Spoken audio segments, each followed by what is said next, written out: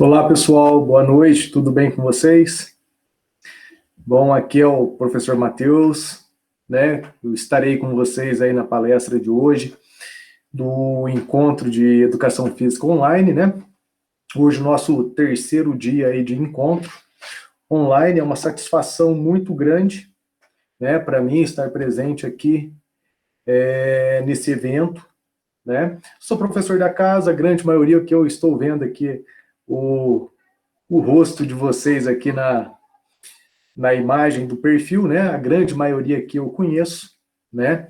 São alunos da casa. É uma satisfação encontrá-los aqui também no evento, né? Fora do conteúdo de sala de aula que a gente tem aí praticamente diariamente, tá? Então, brevemente, eu vou fazer uma curta apresentação minha, falar um pouquinho aí sobre algumas coisas que são pertinentes, né, na nossa área aí, na educação física, tá? Para a gente dar início aí à proposta principal, que é a nossa palestra aí sobre os pilares da fisiologia e da biomecânica no treinamento de força, né? Como eu já disse para vocês, meu nome completo, Matheus Moraes Domingos, né? Sou graduado em educação física já há alguns anos, né? Já há um bom tempo aí. Me formei em 2006. Após a formatura em educação física, eu fiz um curso de pós-graduação, de especialização em fisiologia do exercício e dei continuidade na vida acadêmica, no mestrado e no doutorado em ciências fisiológicas, né? Toda a minha pós-graduação ela foi realizada na Universidade Federal de São Carlos, né? Para quem não conhece, São Carlos é uma cidade do interior de São Paulo, fica próximo a Ribeirão Preto, Rio Claro, Araraquara, é a região do Brasil que tem a maior densidade de mestres e doutores, tá? Quando eu compartilhar com vocês aí os slides do conteúdo da nossa palestra, eu vou falar alguma coisa a mais sobre pós-graduação, né? E também orientá-los sobre algumas informações que são bem relevantes na nossa atuação profissional, tá?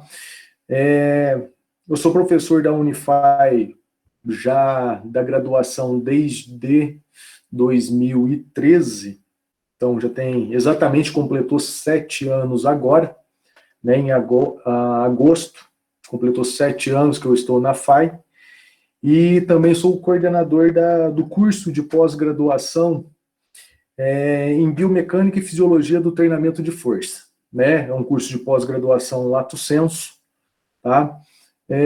Uma coisa que eu gostaria de passar para vocês, que eu acho que é muito pertinente, muito interessante, que eu vejo que aqui a grande maioria são alunos de último ano, né? Após a conclusão da graduação, é extremamente importante que vocês deem continuidade nos estudos. Tem duas possibilidades. Existem 2 níveis de pós-graduação. Tem a pós-graduação lato sensu e a pós-graduação stricto sensu. A pós-graduação lato sensu são os cursos de especialização, enquanto que a pós-graduação stricto sensu envolve mestrado e doutorado, tá?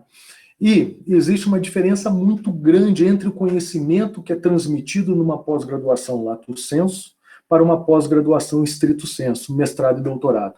Por que eu estou falando isso? Para incentivá-los a dar continuidade nos estudos, façam uma pós-graduação lato sensu. Qual que é a grande diferença no conhecimento que é transmitido entre uma pós-graduação lato sensu e uma pós-graduação stricto sensu? Na pós-graduação lato sensu, na especialização, o conhecimento que é transmitido é um conhecimento mais horizontalizado. O que isso significa? Você não vai ficar nem mega expert em nenhuma área, né, numa área específica, porém você vai ter tranquilidade suficiente para transitar dentro de várias áreas do conhecimento. Por isso que eu acho a pós-graduação lato sensu um excelente curso para vocês darem continuidade nos estudos de vocês e se especializarem numa área específica. É totalmente diferente de um curso de mestrado ou doutorado, onde o conhecimento transmitido ele é um conhecimento extremamente verticalizado. O que isso significa? Eu conheço pesquisadores, professores que estudam há 10, 15 anos mitocôndria isolada. Sabe o que isso significa? São 10, 15 anos que ele estuda mitocôndria isolada, não é nem a mitocôndria no tecido. Remove o tecido, isola a mitocôndria e vai estudar a mitocôndria isolada. O conhecimento desse professor, desse pesquisador, ele fica extremamente verticalizado, né? Ele vai saber muito sobre aquele determinado assunto, porém, né, desculpa a palavra, mas brincando aqui entre nós, ele acaba dando umas titubeadas quando foge da área do domínio do conhecimento dele. Por isso que é extremamente importante vocês darem continuidade, e uma boa opção para isso é um curso de pós-graduação Lato Sensu. Tá? Uma pós-graduação, uma especialização. Lembrando que na FAI nós temos o programa de pós-graduação, né, os cursos de especialização. Os cursos estão com inscrições abertas. Basta vocês darem uma conferidinha lá no site da FAI, na posunify.com.br, que vocês poderão optar, né, poderão conhecer melhor nossos cursos de pós-graduação, de especialização, né? Bom, pessoal, como o nosso tempo aqui é relativamente curto, eu vou compartilhar com vocês a tela do meu computador. Olha o Paulo, boa noite, Paulo. A tela do meu computador, né, onde nós iremos seguir, é claro, em função do dimensionamento, né, do assunto, né, os pilares da biomecânica e da fisiologia no treinamento de força. É claro que a gente vai abordar, eu vou abordar alguns conceitos básicos, porém que não são tão básicos assim, porque muitas vezes muitos profissionais que atuam na área há anos não têm um conhecimento sólido sobre isso. Mais uma vez, por isso que é importante a busca pela especialização, a busca pelo aperfeiçoamento profissional, para que assim vocês possam ter segurança naquilo que vocês irão executar profissionalmente. Tá? Então agora, a partir de agora, eu vou compartilhar com vocês a tela do meu computador, para que assim a gente possa dar sequência aí na nossa palestra, né? Espero que todos sejam bem-vindos ao terceiro dia aí do Encontro de Educação Física. Gostem, aproveitem essa palestra, levem novas informações aí para casa e principalmente para o dia a dia de vocês, né? Na prescrição, na orientação e até mesmo no próprio treinamento de vocês. Vou compartilhar aqui com vocês uma janela.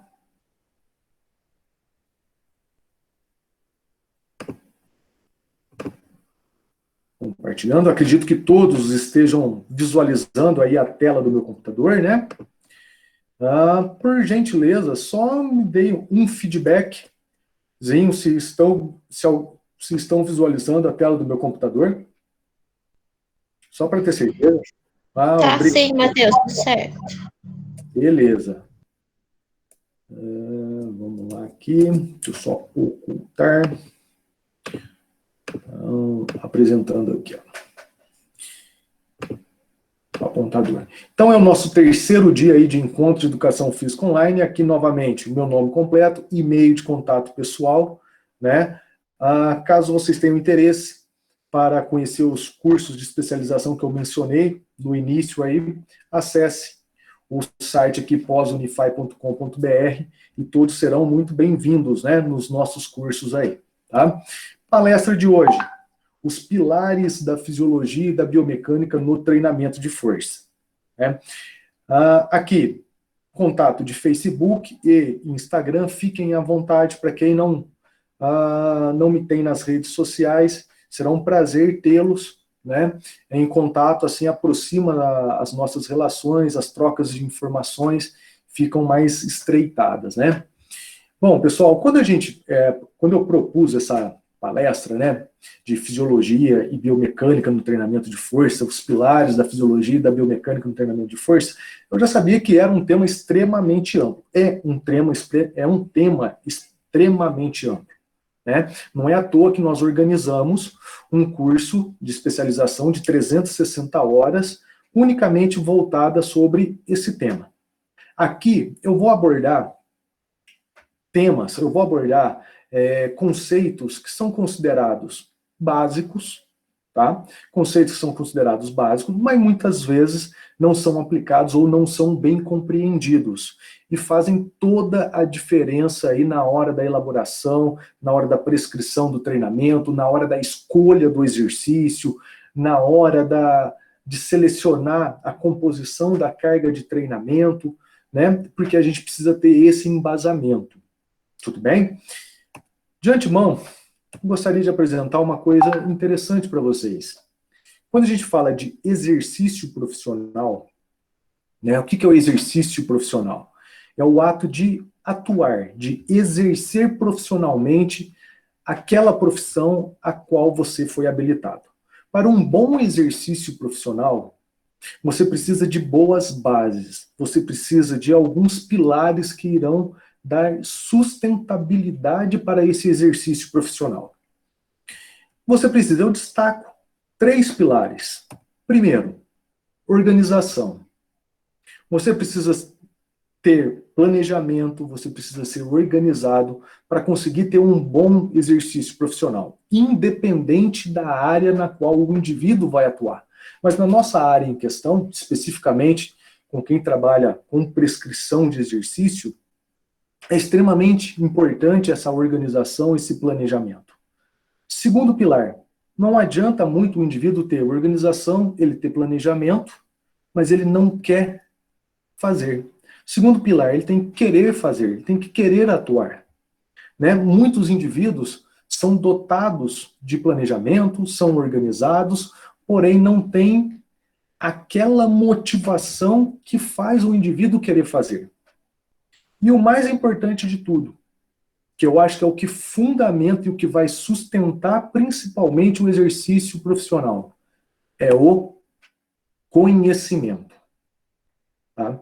Só quem tem um bom conhecimento consegue construir uma boa carreira profissional. Hoje já é mais bem claro, já está mais do que bem documentado que quem consegue se colocar melhor profissionalmente no mercado de trabalho são os indivíduos que possuem maior conhecimento. São os indivíduos que possuem maior conhecimento e exercício profissional e conseguem atuar profissionalmente, né? Conseguem transferir o conhecimento teórico, aquilo que ele construiu ao longo dos anos de estudo, transferir isso, colocando isso na prática. Tá? Então, quando eu falo de conhecimento, eu estou falando do alicerce profissional nosso.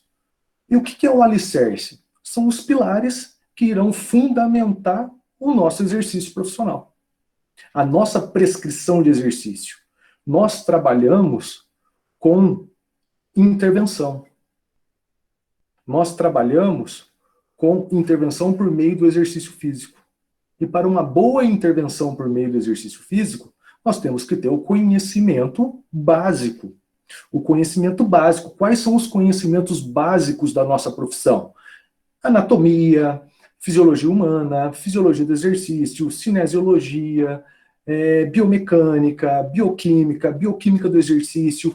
Isso são os conhecimentos básicos que irão fundamentar a nossa prescrição de exercício. Ou seja, irão dar suporte para o nosso exercício profissional. Então, fiquem bem claros em relação a isso. Quem se coloca melhor atualmente no mercado de trabalho são os indivíduos que possuem maior conhecimento. São aqueles indivíduos que têm um maior domínio teórico e conseguem transferir isso para a prática. Tá?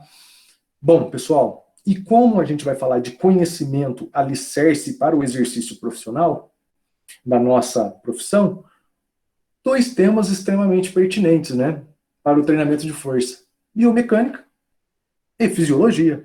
Então agora nós vamos começar um pouco, né, sobre biomecânica no treinamento de força. É claro, como eu disse para vocês, é humanamente impossível em 1 hora, pouco mais de 1 hora, né, 1 hora de palestra, a gente abordar a complexidade da biomecânica e o quanto ela pode interferir no treinamento de força, na prescrição, na elaboração, na seleção, na ordem dos exercícios. Né, mas aqui eu vou resgatar alguns conceitos básicos, né, mas que são extremamente importantes, que muitas vezes muda a forma como a gente encara o treinamento de força. Eu gosto de falar em cursos de aperfeiçoamento, em cursos de atualização sobre biomecânica do treinamento de força, que o indivíduo que domina a cinesiologia, a biomecânica e a fisiologia do treinamento são indivíduos que eles ficam meio enjoados. Não é que eles são enjoados, são indivíduos que sabem que um posicionamento diferente vai interferir completamente a forma como aquele determinado grupamento muscular ele é solicitado naquele exercício. A amplitude de movimento vai influenciar o tipo de recrutamento de unidades motoras ou a forma como aquele grupamento muscular é solicitado. Né? Então, são conceitos que a gente tem que levar da teoria e aplicar na nossa prática do dia a dia. Perfeito? E um primeiro conceito que eu trago para vocês é em relação à localização dos movimentos. Né?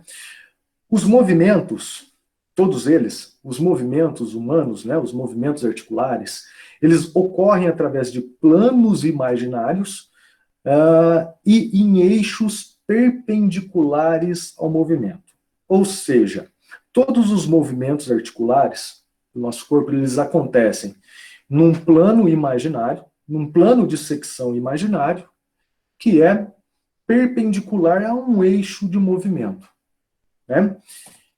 De uma outra maneira, uma descrição cinemática de um movimento ele deve incluir segmentos e articulações sendo movidas, bem como o lugar ou plano e eixo do movimento. Então, para você conseguir caracterizar bem um exercício, é interessante que você consiga distinguir o lugar, plano, eixo desse movimento, para que assim você possa evitar, por exemplo, algumas bizarrices que a gente observa na academia.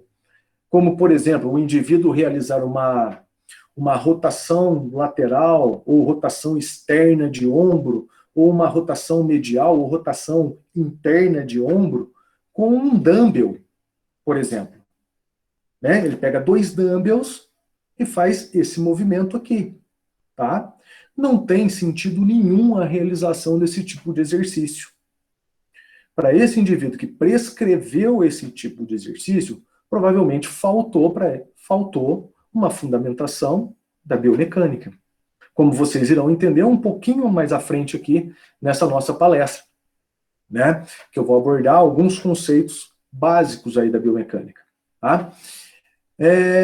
O nosso corpo, ele pode ser dividido em 3 planos de secção. Né? Em 3 planos de secção. Nós temos o plano de secção sagital. O que é o plano de secção sagital? É esse plano imaginário aqui, que vai dividir o nosso corpo em lado direito e lado esquerdo. Perfeito? Esse é o plano de secção sagital. É um plano imaginário que vai dividir o nosso corpo em lado direito e lado esquerdo. Um segundo plano é o plano frontal ou coronal. O que é o plano frontal ou coronal? É esse plano imaginário aqui, esse plano imaginário, tá?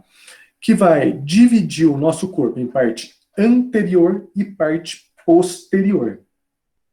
E um terceiro plano é o plano horizontal, ou também chamado de plano transversal, que é este plano imaginário que vai dividir o nosso corpo em parte superior e parte inferior. Então veja que nós possuímos 3 planos de secções imaginários. O plano sagital, que divide o nosso corpo em lado direito e lado esquerdo. O plano frontal ou coronal, que divide o nosso corpo em parte anterior e parte posterior. O plano horizontal ou transversal, que vai dividir o nosso corpo em parte superior e parte inferior. Tá? O que vocês têm que ter em mente em relação a esses planos imaginários, esses planos de secções? É que todo movimento articular ele vai ser realizado paralelamente a um plano e perpendicularmente em relação a um eixo de movimento. Daqui a pouco vai ficar mais claro isso para vocês. Por exemplo, todo movimento de flexão e de extensão, seja flexão de cotovelo, extensão de cotovelo, flexão de ombro, extensão de ombro, flexão de quadril, extensão de quadril, todo movimento de flexão ou extensão são movimentos realizados no plano sagital. Por quê? São movimentos realizados paralelamente ao plano sagital. Tudo bem? Então, todo movimento de flexão e extensão são movimentos realizados no plano sagital. Agora, todo movimento de abdução e de adução, ou seja, abdução de ombro, abdução de quadril, adução de quadril, são movimentos articulares realizados no plano frontal ou coronal. Por quê? Porque são movimentos realizados paralelamente ao plano frontal ou coronal. Perfeito? E agora, todo movimento de abdução horizontal, adução horizontal, são movimentos articulares realizados no plano horizontal ou transversal. Por isso que é chamado de abdução horizontal e adução horizontal. Como, por exemplo, quando eu estou com o ombro flexionado, né, isso me possibilita realizar o quê? Uma abdução e uma adução. Só que, como esse movimento está sendo realizado no plano horizontal ou transversal, ele passa a ser chamado de abdução horizontal e adução horizontal ou transversal.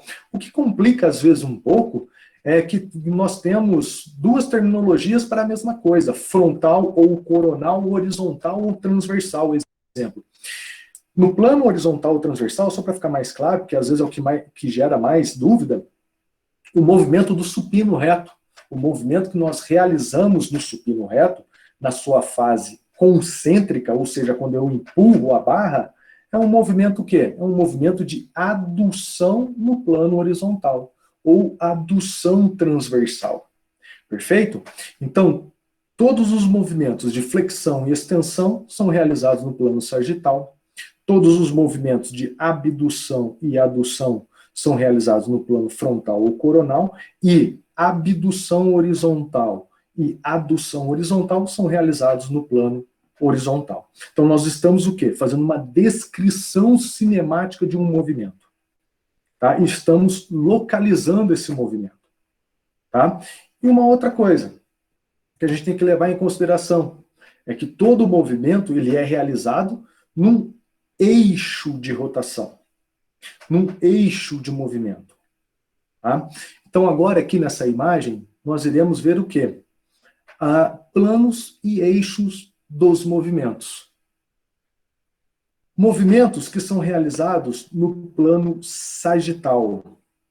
São os movimentos de flexão e extensão. Aqui eu tenho o plano sagital, dividindo o corpo em lado direito e lado esquerdo. Tá? Todo movimento que é realizado no plano sagital, flexão e extensão, ele é realizado no eixo látero-lateral. O que é o eixo látero-lateral? É um eixo imaginário orientado nesta direção aqui, ó. Esse eixo aqui é orientado nesta direção. Então vejam que esse eixo ele está perpendicular ao plano sagital. Ao plano sagital aqui, ó. O plano sagital é esse plano imaginário. E esse eixo ele é perpendicular a esse plano. Tá? Por isso que a gente costuma dizer o quê? Que os movimentos ocorrem através de um plano imaginário e em eixos perpendiculares de movimento. Porque esse eixo ele é perpendicular ao plano de movimento. O que é perpendicular? É quando nós temos a formação de um ângulo reto entre duas linhas. Aqui, ó, nós temos um ângulo reto de 90 graus. Perfeito? Então, todo movimento de flexão e extensão ele é realizado no eixo látero-lateral. Tá? Vamos aqui para os movimentos realizados no plano frontal. No plano frontal, os movimentos realizados no plano frontal são os movimentos do quê? de abdução e adução. Correto? Está aqui o plano frontal. O plano frontal é aquele plano imaginário que vai dividir o nosso corpo em parte anterior e parte posterior. Tá? Todos os movimentos realizados no plano frontal, eles são realizados no eixo antero-posterior. O que é o eixo antero-posterior? O eixo antero-posterior é esse eixo aqui, ó, orientado da frente para trás, ou seja, antero-posterior. Então veja novamente que aqui nós temos a formação de um ângulo reto, novamente, entre o plano de movimento e o eixo do movimento. Tá? E o último, o plano horizontal. No plano horizontal, os movimentos realizados no plano horizontal são os movimentos do quê? De abdução e adução horizontal. Rotação medial, rotação lateral, tá? Todos os movimentos realizados no plano horizontal, eles são realizados no eixo longitudinal. O que é o eixo longitudinal? É esse eixo aqui, ó, que está orientado no sentido crânio-caudal, né? Novamente, nós temos aqui a formação de um ângulo reto, né, entre o plano e o eixo. Tudo bem? Então, por que isso é importante? Para vocês entenderem o seguinte, na musculação, ou em qualquer exercício, os movimentos articulares, os nossos movimentos, existem dois tipos de movimentos do corpo humano. Os movimentos rotatórios, angulares, e os movimentos translatórios, os lineares. O predominante, vamos dizer assim, são os movimentos rotatórios, angulares. Ou seja, é um movimento percorrendo uma trajetória curvilínea, né, em torno de um eixo. Nós fazemos uma rotação. E isso é muito importante para a gente entender alguns conceitos da musculação. Como, por exemplo, que a gente vai começar a ver agora. Torque, braço de momento da resistência e braço de momento da força. Tá? O que vem a ser torque? Para a gente começar a discutir isso. O que vem a ser torque? Torque é o mesmo que tendência à rotação.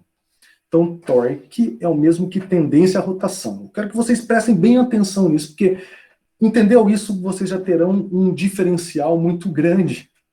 É uma coisa simples, por isso que eu falei, é um conceito simples, mas muitas vezes as pessoas acabam tendo dúvidas e acabam complicando uma coisa que é relativamente simples. Torque é o mesmo que tendência à rotação. Ou seja, torque é um conceito físico, tá, relativo ao movimento de rotação de um corpo após aplicação de uma determinada força sobre ele. Então, torque é tendência à rotação. Tá? E a tendência de uma força em causar rotação, a tendência de uma força em causar rotação, ela depende da quantidade de força aplicada e da distância entre o ponto de aplicação de força e o eixo de rotação. Repetindo esse conceito. Então, torque é uma tendência à rotação. Os nossos movimentos são movimentos rotatórios, são movimentos angulares. Né? O indivíduo vai realizar uma flexão de cotovelo aqui, por exemplo. Ele vai fazer um movimento rotatório, angular. Tá? Então, torque é o mesmo que tendência à rotação. E a tendência de uma força em causar rotação depende da quantidade de força aplicada e da distância entre a força e o eixo de rotação. Tudo bem? Então, isso que é torque. Agora, nós vamos para outros conceitos, que é o braço de momento da resistência e o braço de momento da força. Tá? Primeiro, para a gente entender braço de momento da resistência, a gente tem que entender isso daqui. Ó. Aqui nesse exemplo, o indivíduo ele está segurando um dumbbell. Exemplo, um halter, um peso livre. Tá? Um peso livre. A linha de ação da resistência do peso livre sempre será perpendicular em relação ao chão, em função da gravidade. Então, quando nós estamos trabalhando com pesos livres, a linha de ação da resistência, ela sempre será perpendicular ao chão em função da gravidade. Ou seja, se esse indivíduo, no caso, se ele soltar esse dumbbell, ele vai cair verticalmente no chão, né? Então, isso é a linha da ação da resistência. Será sempre perpendicular em relação ao chão. Perfeito? E o que vem a ser o braço de momento da resistência? Braço de momento da resistência é a menor distância perpendicular entre a linha da ação da resistência e o eixo de rotação do movimento. Aqui eu tenho o eixo de rotação desse movimento. Aqui é o eixo de rotação. Tá? Isso daqui é o eixo de rotação. Tudo bem? Agora, o que é o braço de momento de resistência? É a menor distância perpendicular entre a linha da ação da resistência e o eixo de rotação do movimento, ou seja, da articulação, do centro da articulação. Então, o braço momento de resistência é isso daqui, ó, é essa distância. Ó. É essa distância. É o braço de momento da resistência. Perfeito? Por que eu estou falando isso? Para vocês entenderem que é totalmente diferente você realizar um exercício com peso livre de um exercício com cabo, por exemplo. É totalmente diferente você realizar um crucifixo com dumbbell e você realizar o crucifixo na polia baixa.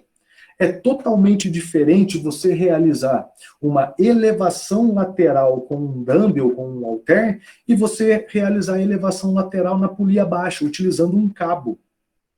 Por causa desses conceitos que nós estamos vendo agora. Tá? Então, veja. Torque, né, é tendência à rotação. Torque vai ser o quê? Vai ser o produto. Torque é o produto da força vezes o braço de momento. Então, torque é o produto da força vezes o braço de momento. O que isso significa? Se torque é o produto da força vezes o braço de momento, vamos supor que esse dumbbell aqui, ele pese 3 quilos, 5 quilos.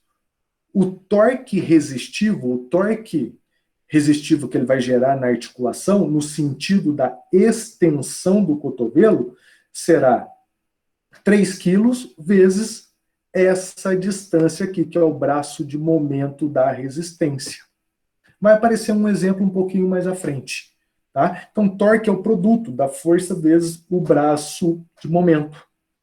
Perfeito? E nós temos um outro braço de momento, que é o braço de momento da força. O que é o braço de momento da força?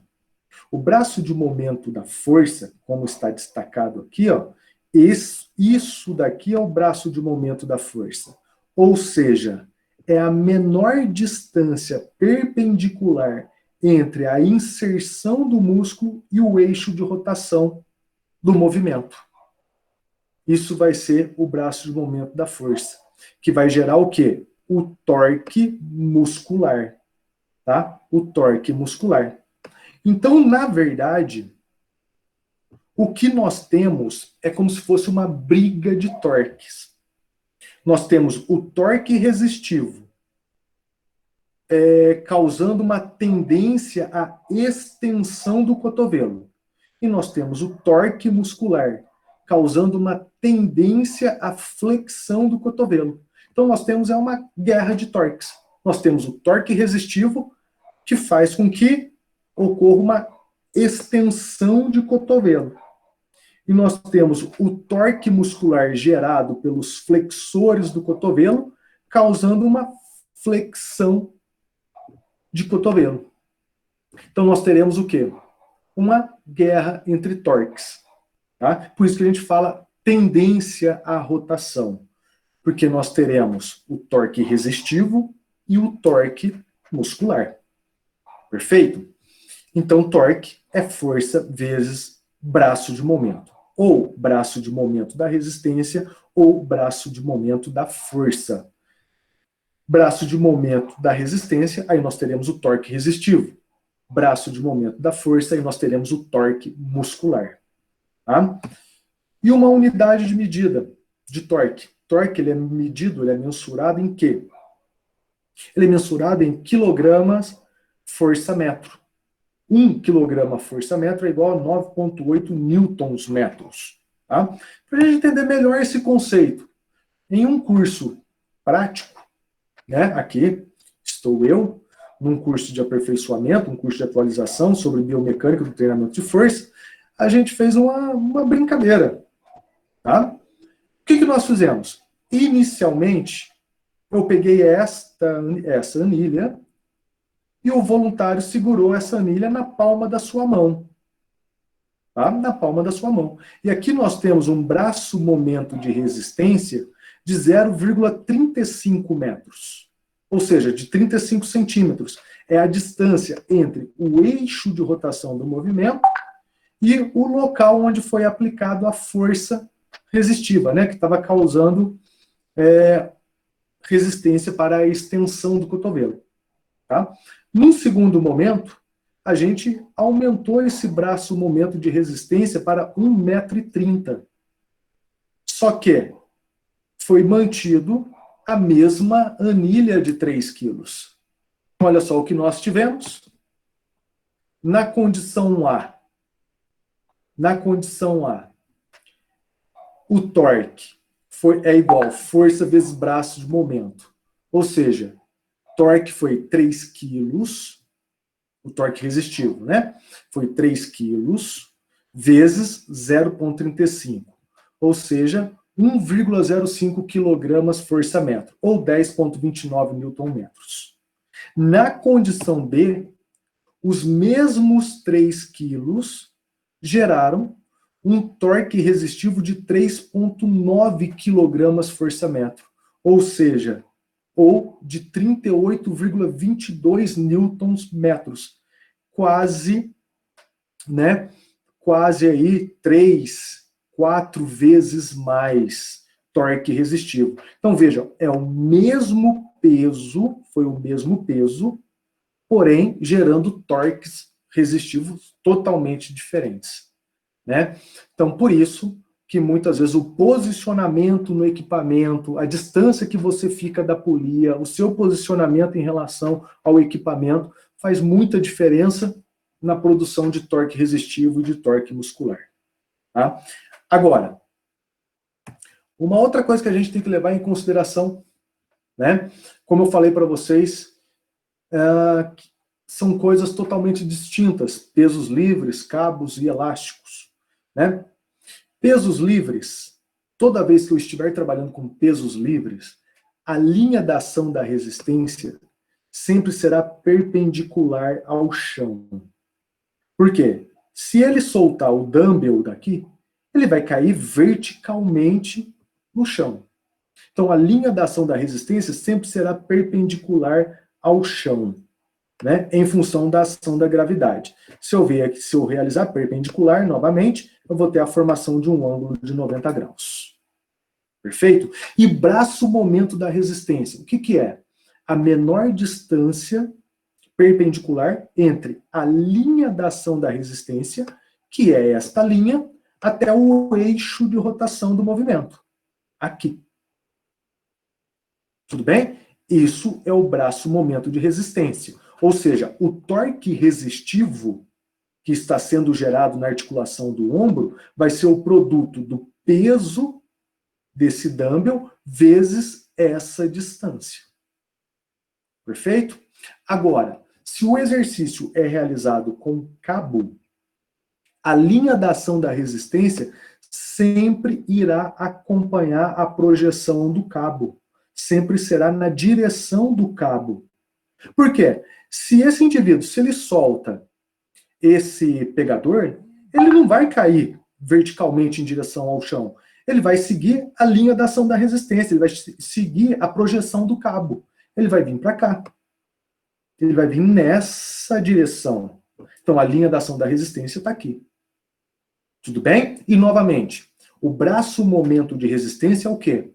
É a menor distância perpendicular entre a linha da ação da resistência e o eixo de rotação do movimento. Olha o eixo de rotação do movimento aqui, ó. ele está realizando uma abdução de ombro. O eixo desse movimento, ele é o quê? Ele é um eixo antero-posterior. É um eixo que está localizado aqui, ó, da parte projetado imaginariamente, da parte anterior para a parte posterior. O braço momento de resistência, então, é exatamente essa distância aqui, ó. Perfeito? O que eu quero dizer para vocês em relação a isso daqui? Quero dizer o quê? Que com o dumbbell, o maior torque resistivo, vai ser no final do movimento, quando o indivíduo estiver com o braço, com o ombro totalmente abduzido, porque ele vai ter a maior o maior braço momento de resistência. Já com o cabo na polia, isso já não é verdade. Já com o cabo, o maior torque resistivo não vai ser no final do movimento, vai ser mais ou menos no meio do movimento. Já dá para perceber que uma coisa é fazer um exercício com o peso livre, outra coisa é fazer exercício com o cabo. E tem grandes outras diferenças que a gente vai ver agora. Olha só nessa situação. Olha aqui. O indivíduo está realizando um crucifixo, tá? Com halteres, com peso livre. Então vamos lá esquematizar isso daqui. Como o exercício é realizado com peso livre, nós temos o quê? A linha da ação da resistência do dumbbell, ela é perpendicular ao chão. Então essa é a linha da ação da resistência. Se ele soltar o dumbbell vai cair nessa direção, tá? O braço momento de resistência é a menor distância perpendicular entre a linha da ação da resistência e o eixo de rotação do movimento. O eixo de rotação de movimento, se fosse um curso prático, como nós iremos fazer na nossa pós-graduação, a gente vai marcar isso certinho no ombro do indivíduo onde que é. Aqui eu vou imaginar que o eixo de rotação desse movimento é aqui, ó. Tá? Lembrando que é um eixo longitudinal. Por quê? Porque o indivíduo está realizando uma adução transversal. Uma adução no plano horizontal ou transversal. Então, o braço momento de resistência é essa distância aqui, ó. Essa distância é o braço momento de resistência. Tá? É o braço momento de resistência. Logo, o torque resistivo vai ser o quê? O produto desse peso vezes essa distância. Nós teremos o torque resistivo. Já dá para perceber que o maior torque resistivo no crucifixo com dumbbell vai ser no final do movimento. É onde o peitoral vai ter que fazer o maior torque muscular para vencer o torque resistivo. Vai ser no final do movimento. Né? Quando ele está totalmente abduzido. Né? Então vai ser no final do movimento. No entanto, quando ele está completamente fechado, abduzido aqui em cima, como nessa imagem, olha só o que acontece. Novamente, como é dumbbell, a linha da ação da resistência é perpendicular ao chão. A linha da ação da resistência, deixa eu só apagar essa linha aqui. Ficou muito torta para mostrar. A linha da ação da resistência, ela é perpendicular ao chão. Se ele soltar, o dumbbell vai cair em cima dele. Então aqui tem a linha da ação da resistência. Olha só o que isso significa. O eixo de rotação do movimento está por aqui. O que aconteceu? Nós temos um alinhamento da linha da ação da resistência com o eixo de rotação do movimento. Ou seja, não tem torque resistivo. Se não tem torque resistivo, não tem o porquê o peitoral gerar torque muscular. Porque não tem nada fazendo com que esse peso venha para cá, ó. Não tem torque resistivo. Ou seja, pessoal, só fazendo uma análise biomecânica do crucifixo com dumbbell, se você quer intensificar o trabalho no peitoral, não tem a necessidade de você pá, fica batendo dumbbell lá em cima. Não tem necessidade nenhuma disso. Você, literalmente, é o que no popular a gente fala, relaxa o peitoral. No final do movimento aqui, totalmente fechado, você vai ter um relaxamento do peitoral. Porque não tem torque resistivo. Deu para entender? Por que não tem torque resistivo? Porque a linha da ação da resistência alinhou com o eixo de rotação do movimento. Se torque é força vezes braço de momento, e nesse momento não existe braço de momento, mesmo que esse dumbbell pese 100 quilos, 100 vezes 0 é igual a 0. Torque resistivo, 0. Vai ativar o peitoral para quê? Não tem necessidade. Perfeito? Então, uma análise biomecânica simples, né, de um movimento legal. Agora, mudando. Vou fazer esse mesmo exercício num cabo. Opa, agora a história é outra. Eu, particularmente, sou fãzaço desse exercício. Vou fazer o crucifixo numa polia baixa. Agora a história já muda. Vamos fazer a análise. Aqui, ó. Eixo de rotação do movimento, imaginariamente, está aqui. Tá? Linha da ação da resistência. A linha da ação da resistência acompanha a projeção do cabo. Tá aqui, ó. Nesse sentido. Eu vou realizar aqui, eu vou continuar essa linha da ação da resistência, tá? Eu vou projetar essa linha da ação da resistência. Tudo bem? Eu projetei essa linha da ação da resistência para me possibilitar achar o braço momento de resistência.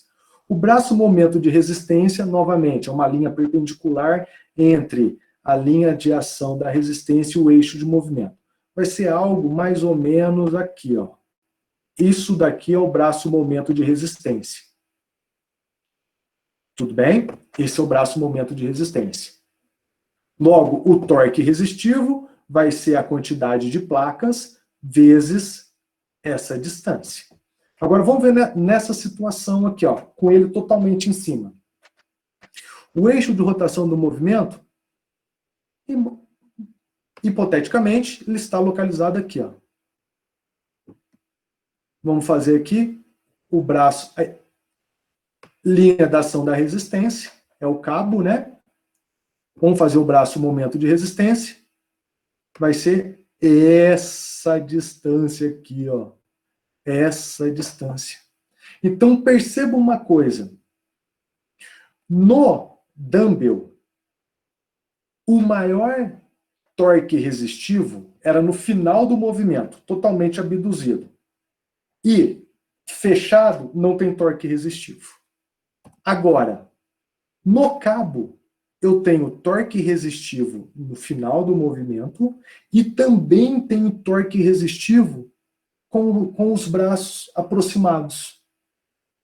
E o maior torque resistivo não é no final do movimento, é no começo do movimento aqui em cima, com esse posicionamento. Então veja que já mudou completamente a característica do exercício. E uma outra coisa interessante, como no cabo não tem o alinhamento da linha da ação da resistência com o eixo de rotação do movimento, em nenhum momento o peitoral vai aliviar. Você ativa peitoral, ativa peitoral, ativa peitoral, ativa peitoral, ativa peitoral, ativa peitoral, ativa peitoral, ativa peitoral, ativa peitoral, ativa peitoral, ativa peitoral. Diferente com o dumbbell, que é ativa peitoral, ativa peitoral, ativa peitoral, ativa peitoral, não ativa mais peitoral. Ativa peitoral, ativa muito. Ativa menos, não ativa. Existe uma diferença muito grande entre realizar exercício num peso livre e realizar exercício no cabo e no elástico. Eu nem vou entrar no mérito do elástico, deixa para pós-graduação, porque elástico aí já muda completamente a característica, e como é um elástico, conforme quanto mais ele estira, maior vai ser a tensão de retração do elástico. Então muda completamente, é um aparato também muito interessante para ser explorado. Tá? Outro conceito que a gente pode abordar aqui né, claro, brevemente, e é muito falado aí nas academias, né, a famosa insuficiência ativa e insuficiência passiva. O que vem a ser insuficiência ativa? Característico de músculos biarticulares. A insuficiência ativa quer dizer o quê? Que músculos biarticulares não podem exercer tensão bastante para encurtarem-se suficientemente e causarem amplitude articular total em ambas articulações ao mesmo tempo. Vamos entender isso daqui melhor. Então, o que é insuficiência ativa? É a incapacidade de um músculo biarticular gerar tensão suficiente para se encurtar nas duas articulações que ele atravessa. Tudo bem? E nós temos vários músculos que são biarticulares, como, por exemplo, o reto femoral, isquios tibiais, né, com exceção do bíceps femoral, sua porção curta, tá? E o que vem a ser a insuficiência passiva? É muito difícil para um músculo biarticular se alongar o bastante para permitir total amplitude articular em ambas articulações ao mesmo tempo. O que é insuficiência passiva? É a incapacidade de um músculo biarticular se alongar o suficiente em ambas articulações que ele atravessa ao mesmo tempo. Bom, às vezes pode ficar confuso. Vamos dar um exemplo aqui, ó. Vamos dar um exemplo para que fique mais claro aí na cabeça de vocês. Vamos pensar reto femoral. O reto femoral ele é um músculo biarticular. É o único músculo do quadríceps que ele é biarticular. Correto? O reto femoral ele é motor primário da flexão do quadril e ele é motor primário na extensão do joelho. O que é a insuficiência ativa? É a incapacidade de um músculo biarticular gerar tensão suficiente para se encurtar nas duas articulações, nas duas extremidades. Por exemplo, imagine você agora, fique em pé aí na sua casa, realize uma flexão de quadril com uma perna, né? A outra perna você vai estar em pé sobre ela, uma flexão de quadril e tente realizar uma extensão de joelho. Você vai sentir um desconforto muito grande no reto femoral, dependendo da sua mobilidade. Por quê? Porque o reto femoral ele vai entrar numa condição de insuficiência ativa. Por quê? Ele vai ter que se encurtar na sua origem em função da flexão do quadril. E ele vai ter que se encurtar na sua inserção em função da extensão do joelho. Então ele entra numa condição que é chamada de insuficiência ativa, que ele não consegue gerar tensão suficiente para encurtar-se em ambas as articulações. Tá? E nesse nosso mesmo exemplo de realizar a extensão de joelho com o quadril flexionado, que é no caso aqui da cadeira extensora. Tá? Olha só na cadeira extensora. O quadril está flexionado e o indivíduo está realizando uma extensão de joelho. Tudo bem? Então, o reto femoral ele está encurtado aqui na sua origem, por causa da flexão do quadril, e ele tem que se encurtar aqui no joelho, por causa da extensão do joelho. Então, cadeira extensora parece um exercício simples, mas não é. Não é um exercício muito simples de ser bem executado.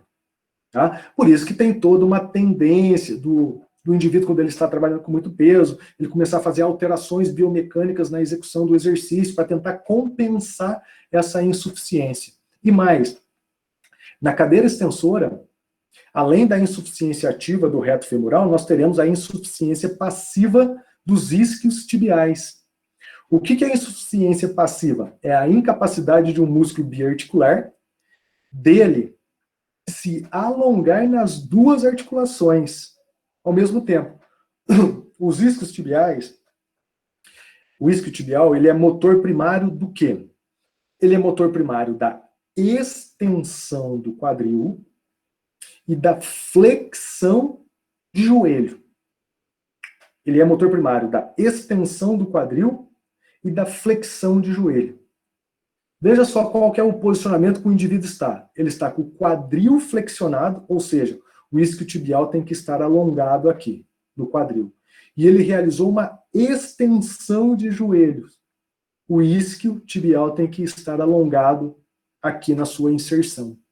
Então ele entra numa condição de insuficiência passiva. Por isso que muitas vezes, para você melhorar a eficiência de uma cadeira extensora, você faz um alongamento de cadeia posterior de coxa. Você faz um alongamento de conjunto posterior. Aqui tem um exemplo, ó, de insuficiência ativa e insuficiência passiva. Tá? Mas tudo isso é muito legal de ser analisado, principalmente quando nós estamos juntos na prática, fazendo essas análises mais pontualmente, medindo o braço, o momento de resistência, calculando o torque, né? Fica muito legal. E um último conceito, para ver se a gente consegue finalizar e falar um pouco de fisiologia, paradoxo de Lombardi. Que será isso, né? Paradoxo de Lombardi. Bom, o paradoxo de Lombardi, eu vou apresentar um artigo e no final eu vou explicar para vocês o que é o paradoxo de Lombardi. Perfeito? Vamos lá. Um artigo aí publicado no ano passado, tem aí um ano, em junho de 2019, efeitos do treinamento de agachamento com diferentes profundidades sobre o volume muscular dos membros inferiores. Tá? É o primeiro artigo que, de fato, mostra alterações do volume muscular em função da profundidade do agachamento. Até então, os artigos eram limitados à ativação neuromuscular, à atividade neuromuscular, né, a eletromiografia. Perfeito? Então vamos aqui analisar o que foi feito nesse estudo, tá? E depois vamos associar com o paradoxo de Lombardi, tá? Objetivo, então, do trabalho foi comparar os efeitos do treinamento de agachamento com diferentes profundidades nos volumes musculares, ou seja, na hipertrofia dos membros inferiores. Tá? Amostra: 17 homens fisicamente ativos, porém não treinados há pelo menos um ano, eram indivíduos fisicamente ativos, mas que não faziam musculação há pelo menos um ano. Esses homens eles foram divididos em dois grupos. O Full Squat Train, que realizou agachamento, olha só, pessoal, com aproximadamente 140 graus de flexão de joelhos. Tá? Aqui eu coloquei só para vocês terem uma ideia. Aqui é 135 graus de flexão de joelhos. Ele agachou até aqui, mais ou menos. É agachar até o chão mesmo.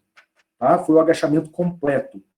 E o agachamento parcial, que foi agachamento com aproximadamente 90 graus de flexão de joelhos. Agachou aproximadamente até aqui 90 graus. Tá? Então ele comparou essas duas profundidades. Foram 10 semanas de treinamento, 2 vezes por semana. Isso daqui não nos interessa muito nesse momento, perfeito? Vamos aí ao que eles analisaram.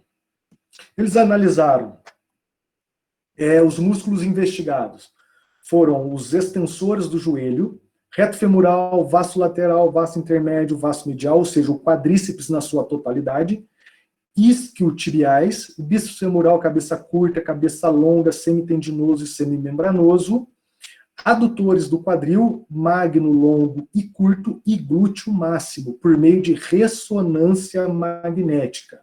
Padrão ouro para se avaliar, para se detectar alterações de volume muscular. Perfeito?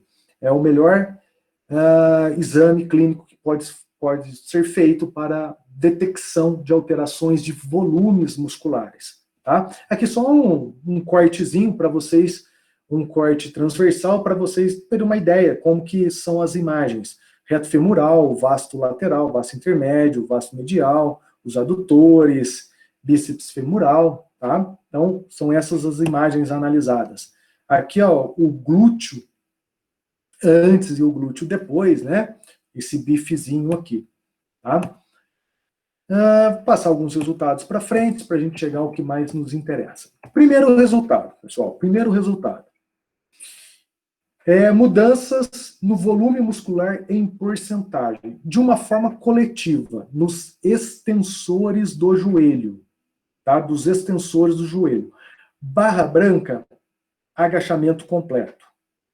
O grupo que treinou fazendo agachamento completo. Barra preta, agachamento, meio agachamento. O grupo que treinou fazendo meio agachamento. Em relação aos extensores do joelho, de uma forma geral, levando em consideração o quadríceps como um todo. O grupo que treinou fazendo o agachamento completo teve uma alteração de quase 5% no volume muscular dos extensores do joelho.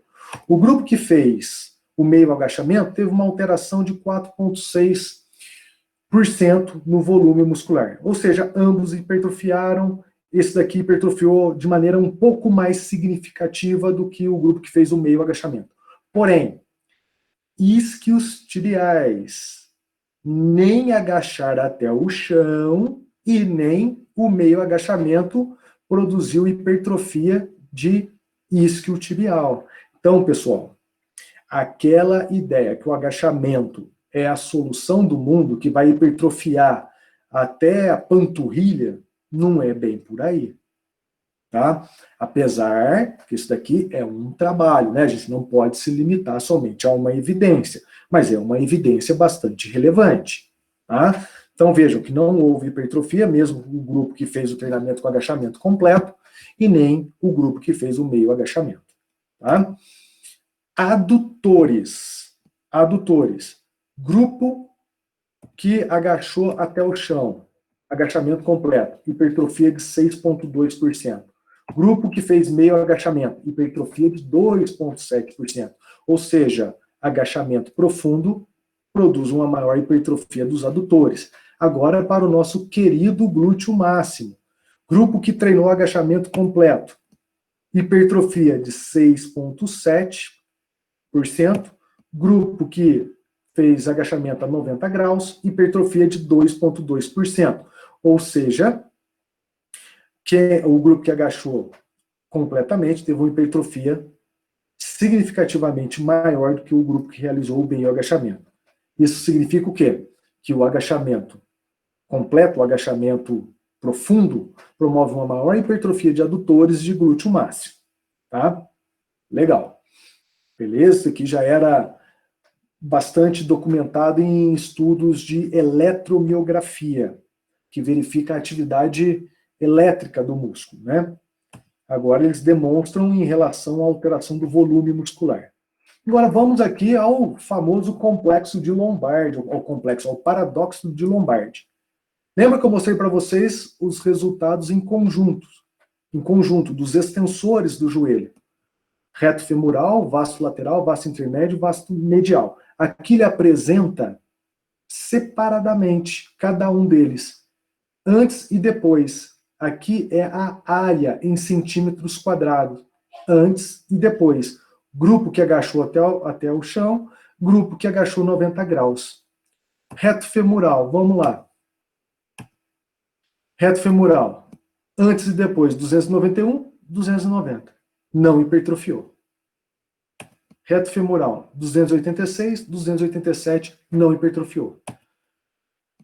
Vasto lateral, hipertrofia de 6,8%, olha aqui a diferença. Hipertrofia de 6,1%. Vasto intermédio, hipertrofia de 3,5%.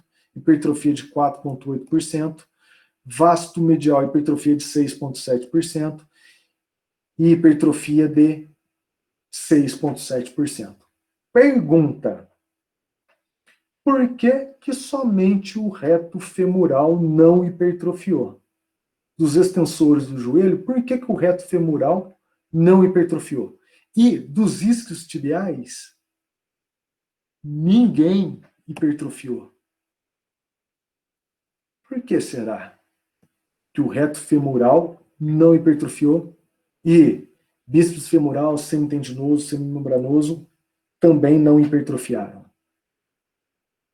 Porque são músculos biarticulares.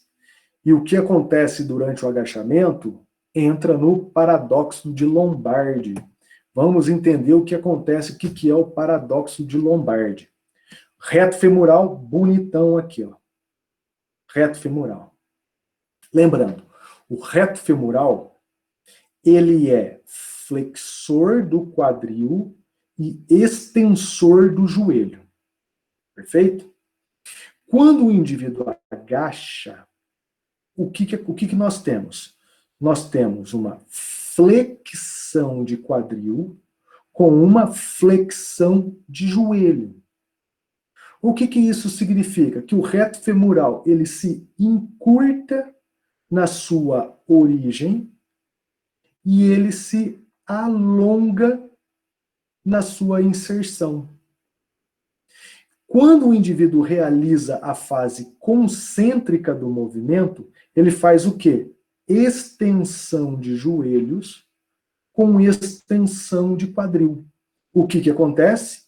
O reto femoral ele se encurta na sua inserção e se alonga na sua origem. Sabe por que o reto femoral não hipertrofiou durante o treinamento com agachamento? É como se o reto femoral ele ficasse fazendo isso daqui, ó, durante o movimento. Ó. Ele não atinge o seu ponto ótimo de geração de tensão em relação ao seu comprimento. Lembra? A famosa curva força-tensão, força-comprimento, ou tensão-comprimento. O reto femoral é como se ele ficasse sambando. Ele fica fazendo isso daqui, ó. Para um músculo hipertrofiar bacana, ele tem que ter uma alteração em seu comprimento. O reto femoral, como ele encurta aqui, mas alonga aqui, depois alonga aqui e encurta aqui, alonga aqui, ele não atinge um ponto ótimo de geração de tensão na sua curva de comprimento-tensão. É o paradoxo de Lombardi. O mesmo acontece para a cadeia posterior. Por isso que a gente tem que fazer exercícios isolados para o posterior. O indivíduo tem que fazer a mesa flexora, tem que fazer stiff, que são exercícios específicos que vai estabilizar uma articulação e movimentar uma única articulação. Tá joia? Claro, isso daqui é só um exemplo para vocês. Tem muita coisa a ser explorada em relação a isso. Tá? Bom, falando um pouquinho, passar isso daqui para frente, um pouquinho de fisiologia no treinamento de força, né? Pessoal, é humanamente impossível a gente ter uma boa prescrição de treinamento, se a gente, principalmente treinamento de força, né, musculação, ou qualquer que seja, na verdade, se a gente não tem um bom entendimento da biomecânica e um bom entendimento da fisiologia. Por que a fisiologia? Nosso corpo responde a diferentes composições de carga de treinamento. O que seria a carga de treinamento? A manipulação dos componentes da carga, intensidade, volume, densidade, frequência, complexidade da sessão de treino. E o que seria responde? São respostas cardiovasculares, respostas metabólicas, respostas hormonais, respostas ventilatórias. Então, conforme nós organizarmos a carga de treinamento, nós teremos respostas fisiológicas totalmente diferentes. Então, não dá para imaginar que o indivíduo realizar, por exemplo, 10 repetições com 75% de um RM, nós teremos as mesmas respostas fisiológicas do que se esse indivíduo realizar 25 repetições máximas com 55% de um RM. Nós teremos respostas hormonais diferentes, teremos respostas ventilatórias, respostas cardiovasculares totalmente distintas. E as adaptações conquistadas com o treinamento são dependentes das respostas que acontecem durante a sessão de treino. As adaptações, que são as respostas crônicas, nada mais são do que um somatório de respostas agudas, de modificações transitórias que acontecem durante a sessão de treino. Tá? Então, isso aqui é outro vasto assunto para ser explorado aí ao longo ao longo da vida profissional de vocês, né? Vocês devem ter, ou deverão ter, um livrão lá de fisiologia do exercício de cabeceira, né? De fisiologia, de biomecânica, porque é o alicerce, é o pilar, né? Juntamente com outras áreas. Bom, pessoal, para apresentar alguma coisa, uma parte fisiológica para vocês em relação a isso, primeiro, composições de carga de treino. Né, eu coloquei aqui distintamente 3 composições de carga de treino. São bem distintas. Primeira composição de carga. O indivíduo vai trabalhar com uma intensidade de 85 a 100% de um RM e vai realizar de 1 a 6 séries, de 1 a 6 repetições máximas. Segunda composição de carga. O indivíduo vai trabalhar com uma intensidade de 70 a 80% de um RM e vai realizar de 8 a 12 repetições máximas. Terceira composição de carga. O indivíduo vai trabalhar com uma intensidade de 55 a 60% de um RM e vai realizar de 20 a 25 repetições máximas. Concordam comigo que são composições de carga de treinamento totalmente distintas. Uma coisa é o indivíduo treinar com essa composição, outra coisa é treinar com essa composição, outra coisa é treinar com essa composição. Tá? Nós já sabemos que essa composição ela é mais indicada para os ganhos de força máxima. Essa composição ela é mais indicada para os ganhos de hipertrofia. E essa composição ela é mais indicada para os ganhos de resistência muscular. Por quê? Porque promovem respostas agudas distintas. São estímulos de treinamento diferentes. Aqui nós temos estímulo neural, tensional e metabólico. São grandezas de estímulo diferente. Então, é claro que as adaptações conquistadas cronicamente serão diferentes. Tá? Então, aqui nós temos 3 composições de carga. Entrando um pouco mais a fundo aí na fisiologia para fundamentar uma coisa pertinente para vocês, uma coisa bem interessante. Tá? Aqui nós temos intensidade e recrutamento de unidades motoras. O famoso princípio do tamanho, ou também chamado de princípio do recrutamento ordenado das fibras musculares, ou princípio do recrutamento ordenado das unidades motoras. Tá? No eixo X, nós temos porcentagem da contração máxima. 10%, 20%, 30%, 40%, até 100%, entendam como sendo 100% de um RM, 10% de um RM, 30%, 40%, 80%, 100% de um RM. E no Y, nós temos frequência de estimulação. Impulsos por segundo. Impulsos por segundo. Quando o exercício ele é realizado, prestem bem atenção nisso para vocês entenderem o estudo que eu vou apresentar para vocês e a gente finaliza a nossa palestra. Quando nós realizamos, quando nós trabalhamos em baixa intensidade, o autor destacou aqui, algo entre 10%, 20% de um RM, nós recrutamos prioritariamente unidades motoras ou fibras musculares do tipo 1, que são fibras musculares de baixa produção de força e fibras musculares com um menor potencial hipertrófico.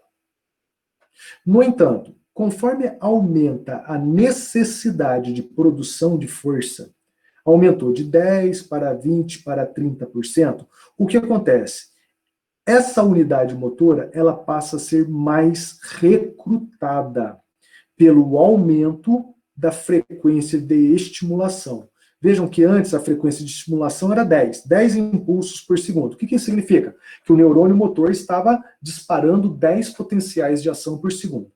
Conforme a intensidade aumenta, a quantidade de potenciais de ação disparados aumenta. E assim consegue produzir mais força.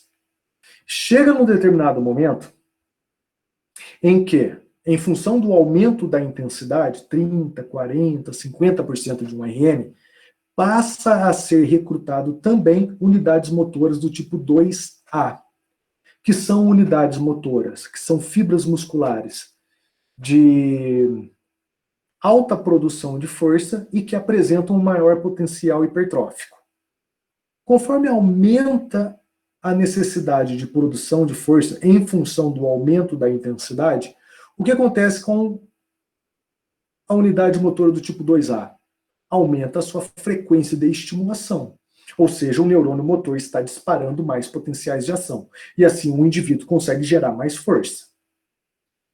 Perfeito? Então isso significa o quê? Olhando para essa figura, a 70% de um RM, exemplo, tá? Exemplo, a 70% de um RM, quais são as fibras musculares que estão sendo recrutadas? Estão sendo recrutadas fibras musculares do tipo 1 e fibras musculares do tipo 2A. É isso que o autor está mostrando para nós. Só que vocês vão aprender que não se deve interpretar somente dessa forma. No entanto, em exercícios acima de 90% de um RM, a produção de força ela é tão alta, a demanda pela produção de força é tão alta, que passa a ser recrutada as unidades motores do tipo 2B ou 2X. Né? É mais usado 2X. Tá? E conforme aumenta a intensidade de esforço, a frequência de despolarização, a frequência de geração de impulsos elétricos aumenta. Perfeito? Isso significa o quê? Que, por exemplo, aqui, ó, a 95% de um RM, quais são as fibras musculares que estão sendo recrutadas? 1, 2A e 2X. Então, nós estamos recrutando, vamos dizer assim, todos os tipos de fibras musculares. Tá joia? No entanto, existe uma particularidade no treinamento de força. Se você olhar para essa figura puramente, sem ter o devido entendimento, o devido estudo sobre outros artigos, outras análises, você pode cair numa armadilha. Você pode ser levado ao equívoco de que fibras musculares do tipo 2, principalmente do tipo 2X, só são recrutadas em exercícios de alta intensidade. Você pode ser levado a esse equívoco. E lembrando, fibras do tipo 2 são fibras de alta produção de força e fibras que apresentam um alto potencial hipertrófico. Por que você pode ser levado ao equívoco? Porque se o indivíduo, se ele treinar, por exemplo, com 30% de um RM, olhando para essa figura, 30% de um RM, está recrutando fibras do tipo 1 com uma maior frequência de despolarização. Se o indivíduo treinar com 30% de um RM e ele conduzir a sua série até próximo ou até a falha concêntrica, lá no final da série, ele vai conseguir recrutar fibras musculares do tipo 2A e 2X. Então, não é só a intensidade que irá determinar o recrutamento das unidades motoras no treinamento de força. O volume de repetições também influencia diretamente a unidade motora que é recrutada. Então, eu consigo recrutar a unidade motora do tipo 2A e do tipo 2X treinando com uma baixa intensidade? Sim, desde que você conduza a sua série até próximo da falha concêntrica. Ah, Matheus, mas qual que é a relevância dessa informação da fisiologia para a minha prática? Pessoal, quando vocês forem prescrever treinos metabólicos, por exemplo, vai trabalhar com uma intensidade mais baixa, 60%, 55% de um RM, conduzam a série até próximo da falha concêntrica. Até próximo da falha concêntrica ou até a falha concêntrica. Um dos erros mais comuns é o indivíduo, vou realizar um treino metabólico. O que é o treino metabólico? É aquele treino que queima. É aquele treino que o músculo fica pegando fogo por causa da instalação da acidose. Agora, tem indivíduo que ele utiliza uma intensidade, por exemplo, que possibilita ele realizar 30 repetições máximas, só que ele realiza 15. Foi metabólico isso? Não. Recrutou unidades motoras do tipo 2? Não. Serviu para alguma coisa esse treino? Serviu. Passar tempo na academia, ocupar o equipamento, né? Propagar a Covid, serviu para alguma coisa. Mas para promover adaptações consistentes que é alvo de muita gente, que muitos procuram, não vai ter muito efeito. Perfeito? Não estou dizendo que o indivíduo tem que treinar sempre até a falha concêntrica. Eu estou querendo que vocês entendam o quê? Se o indivíduo trabalha, por exemplo, com 75% de um RM, em função da intensidade de esforço ser alta, ele já vai recrutar unidades motoras do tipo 1 e do tipo 2, porque a intensidade é alta. Agora, se ele vai trabalhar com uma intensidade baixa e ele tem o objetivo de hipertrofia com um treino metabólico, ele sabe que ele vai ter que sofrer, ele vai ter que conduzir essa série até próximo do máximo ou até a falha concêntrica. Vamos ver isso que eu estou falando para vocês? Olha só. Vamos lá. Análise eletromiográfica dos músculos da coxa. Agora eu prometo, isso daqui é o nosso último trabalho, tá? Já passou bastante do nosso tempo. Análise eletromiográfica dos músculos da coxa no exercício agachamento a fundo, no afundo, até a exaustão. Um artigo que foi conduzido lá na UFSCar, no laboratório exatamente onde eu fiz o mestrado e doutorado, no laboratório de fisiologia do exercício. Conheço todos os autores aqui, inclusive o Sérgio foi o meu orientador aqui de mestrado e doutorado, né? Bom, vamos aqui ao que nos interessa, né? Aos resultados. Comparar a atividade eletromiográfica dos músculos vasto lateral, vasto medial, bíceps femoral e semitendíneo durante a execução do exercício agachamento a fundo até a exaustão. Isso que eu quero que vocês prestem atenção. Agachamento a fundo, né? O a fundo até a exaustão. Nos membros inferiores posicionados frontalmente e posteriormente, né? O membro dominante posicionado na frente e com o membro dominante posicionado atrás. Metodologia. Mulheres, 22 anos, não foi utilizada carga externa, com as mãos na cintura e postura ereta, ou seja, somente com o peso do próprio corpo. Tá? Parâmetros analisados, eletromiografia, vasto lateral, vasto medial, bíceps femoral e semitendinoso. Vamos aos resultados aqui. Ó. Repetições. Vou mudar aqui o apontador. Só para a gente entender. Repetições. MIPF é membro inferior posicionado na frente. MIPP é membro inferior posicionado posteriormente, atrás. Lembrando que foi só o membro dominante. Uma hora o membro dominante estava na frente, outra hora o membro dominante estava atrás. Aqui, olha o número de repetições que elas conseguiram realizar. 82 repetições com o membro dominante posicionado à frente e 69 repetições com o membro dominante posicionado atrás, tá? Lembrando que foi sem peso, só com o peso do corpo. Linha preta, vasto lateral, cinza, vasto medial, bíceps femoral e semitendinoso. O que eu quero que vocês prestem atenção nisso daqui, ó? Aqui é a atividade eletromiográfica dos músculos. A duração da série. Aqui ele colocou o tempo em porcentagem. Aqui seria 100% no final da série. Aqui com 20% da série concluída, 40% da série concluída, 60%, 80% e 100% da série concluída. Percebam uma coisa. Olha qual que é a resposta da atividade desses músculos. Do início da série até 20%, 40%, 60% da série concluída, a atividade eletromiográfica desses músculos era pequena. De 60% até 100%, olha a atividade eletromiográfica, o quanto que ela aumentou. Olha aqui, ó, o que acontece, ó. Exatamente isso que eu coloquei, ó. Vem sem aumentar muito, se aumentar de repente, aumenta muito.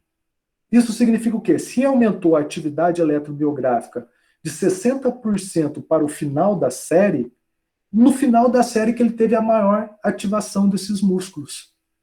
O que acontece? Se o indivíduo está com um peso para 30 repetições e ele faz 15, ele para a sua série aqui, ó. Ele quase não ativou a sua musculatura. Ele deixa de aproveitar toda essa faixa. E o autor Os autores colocam para nós isso, ó. Colocam para nós isso. Do final, do 100%, do final da série, para 20%, a ativação do vasto lateral aumentou em 75%, do vasto medial em 113%, do bíceps femoral em 62% e do semitendinoso em 48%. Então, pessoal, existe uma justificativa neuromuscular do porquê você conduziu uma série até próximo da falha concêntrica, principalmente quando você está trabalhando numa baixa intensidade. Tá? Quando você está trabalhando numa baixa intensidade. Então, existe uma fundamentação fisiológica para isso. Tá? Um dos erros mais comuns nas academias é a falta de equalização na carga de treinamento. O que é falta de equalização? O indivíduo com um peso para 20 repetições máximas, ele faz 10. Ou o indivíduo faz 10 repetições com o peso que ele poderia fazer 25, fazer 30 repetições. Tudo bem? Ele não vai ter uma ativação efetiva do seu grupamento muscular. Não vai ter uma resposta hormonal interessante para favorecer os processos de síntese proteica. Perfeito? Então, treinamento tem que ser fundamentado. Tá, pessoal? Então, agora, nós já extrapolamos bastante aí o nosso horário. Eu vou descompartilhar aqui a tela, voltar para cá.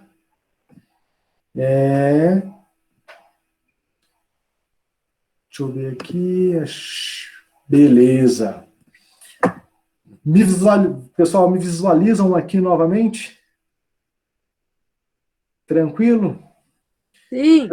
Já tem gente me xingando, já, porque era para ser 1 hora só de... Olha lá, tem gente me xingando lá, falou sim, a Juliana. Era para ser apenas 1 hora, né? Mas é difícil. A gente, né, tem certeza que os outros palestrantes também sempre gostam de explorar um pouquinho mais quando tem oportunidade, né? Bom, pessoal, gostaria novamente de agradecer imensamente aí a participação de todos, tá? Por estarem aqui presentes, a maioria, estou vendo que uma grande maioria ainda vai ter aula comigo daqui a pouco, depois do intervalo, né, na graduação, grupos especiais, vamos lá falar de diabéticos. Até a meia-noite, hein, Matheus? Tá top. Vamos continuar aqui, né? Não, mas isso daqui foi só um pincelamento, pessoal. A área da biomecânica, da fisiologia aplicada, ela é uma coisa sensacional. Você consegue fundamentar tudo aquilo que você prescreve. Eu posso dar um exemplo básico. Atualmente eu treino ciclismo de estrada. Um simples ajuste no posicionamento do selim foi um ajuste de 1 centímetro que ele estava deslocado para frente. Isso influencia no torque que eu gero no pedal, porque é movimento rotatório, né? Bike, você está pedalando. É movimento rotatório, é torque. Bike fit, exatamente, Lore. 1 centímetro que eu cheguei o selim para trás, no dia seguinte, a velocidade média do percurso aumentou em quase 1,5 km por hora. Isso é bastante, para quem pedala sabe que é muito. Você aumentar a sua velocidade média em 1, 2 km por hora é bastante. Mas é conhecimento que vem de onde? Biomecânica. Só que, como aluno, eu não fiz um bike fit, foi um bike fit caseiro.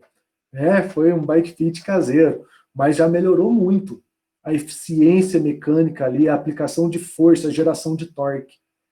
Então, pessoal, dei importância na fundamentação das intervenções, tá? Fisiologia, biomecânica, deem continuidade nos estudos de vocês, né? Como eu disse, a FAES está com seu programa de pós-graduação com inscrições abertas, né? Previsto alguns cursos previstos para esse mês, né? Dê uma olhada, todos serão muito bem recebidos e serão muito bem assessorados aí com professores sempre selecionados aí com muito cuidado, com muito carinho para ofertar o melhor aí para vocês.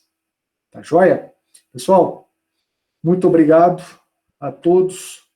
Espero reencontrá-los em outras oportunidades. Precisando de alguma coisa, manda mensagem, Facebook, Instagram, tá? Se quiserem ter acesso a esse material, aos slides, aos artigos, eu não tenho ciúme dos meus PowerPoints, os alunos sabem, um material para ser compartilhado. Tá joia? Obrigado, gente, e boa noite. Para quem eu não vejo mais, boa noite. E meus queridos alunos, até daqui a pouco. Valeu, gente. Abraço.